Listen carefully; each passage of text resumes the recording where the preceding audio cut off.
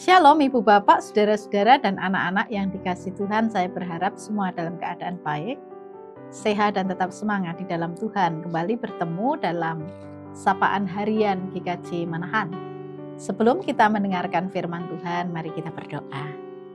Segala puji, hormat dan kemuliaan kami naikkan di hadirat-Mu Tuhan, Allah sumber kehidupan dan kekuatan. Kami juga datang dengan kerinduan kami atas sabda-Mu, kiranya Engkau memberkati, supaya firman-Mu menjadi kekuatan kepada kami, untuk menyatakan diri sebagai anak-anak-Mu. Dalam nama Tuhan Yesus kami berdoa, amin.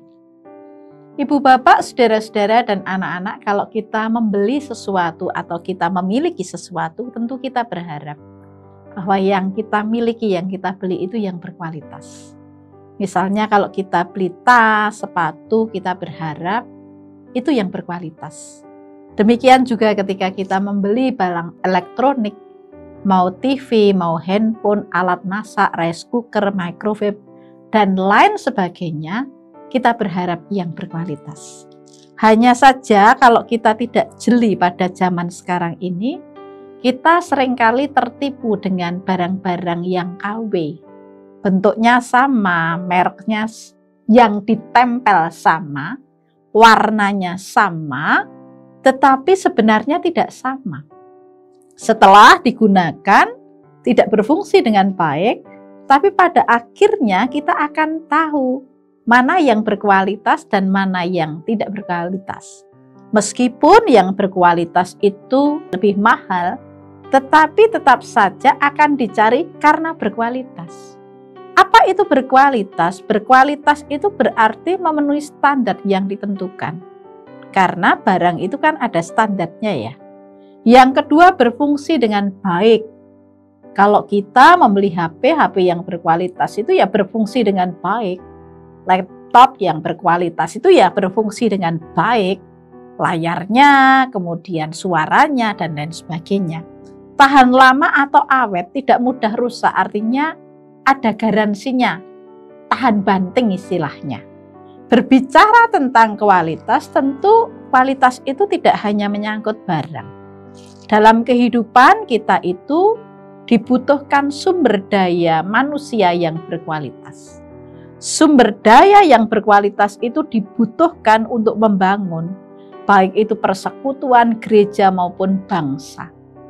Bagian yang akan kita baca dari kitab Daniel 1 ayat 3-6 menceritakan sosok-sosok yang berkualitas yang demikian bunyinya.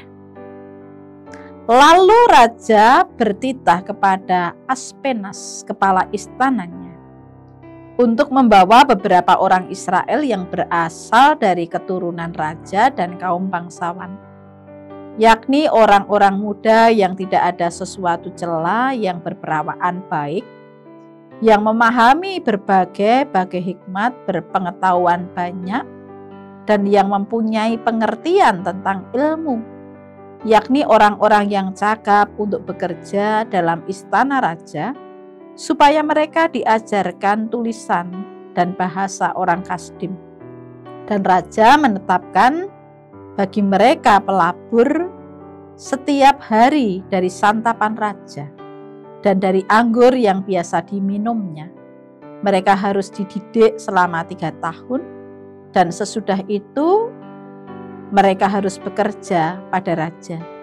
Di antara mereka itu ada juga beberapa orang Yehuda, yakni Daniel, Hananya, Misael, dan Asyarya.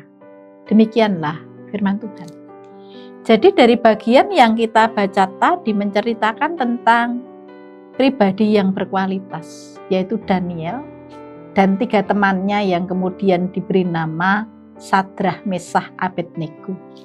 Mereka adalah orang-orang Israel yang dibuang di Babel di bawah kepemimpinan Raja Nebukadnezar. Kualitas hidup mereka tampak dari kehidupan rohani, mereka menjaga kehidupan rohani. Taat kepada Tuhan, mereka tidak menajiskan diri dengan makanan dan minuman yang disiapkan meskipun makanan dan minuman itu sekelas makanan dan minuman yang disantap oleh raja. Yang kedua, kualitas mereka juga tampak dalam kemampuan dan kecakapan yang mereka miliki. Mereka berhikmat. Mereka memiliki pengetahuan. Jadi mereka memiliki kemampuan, pengetahuan, dan kecerdasan. Yang ketiga, tentu saja mereka menjadi pribadi yang berkualitas karena sebuah proses yang mereka lalui. Bukankah dari kisah Daniel kita juga belajar tentang kesungguhan mereka untuk berbakti kepada Tuhan bahkan di negeri asing. Meskipun berbagai kesulitan mereka hadapi, banyak pihak iri dan ingin menjegal mereka, tapi mereka tetap bertahan untuk berbakti kepada Tuhan. Sementara dalam hal kemampuan kecakapan, hal ini tidak pernah lepas dari proses ketika mereka mau memperlengkapi diri melalui pendidikan. Bahkan ketika berada di istana Nebukadnezar selama 3 tahun, mereka bersedia untuk mengikuti proses pendidikan yang semakin mengasah kemampuan mereka.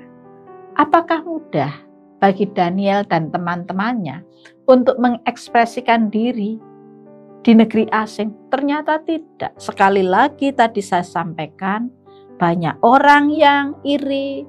Mereka tidak rela kalau Daniel dan teman-temannya mendapat kesempatan untuk berperan besar di Babel, negeri asing itu.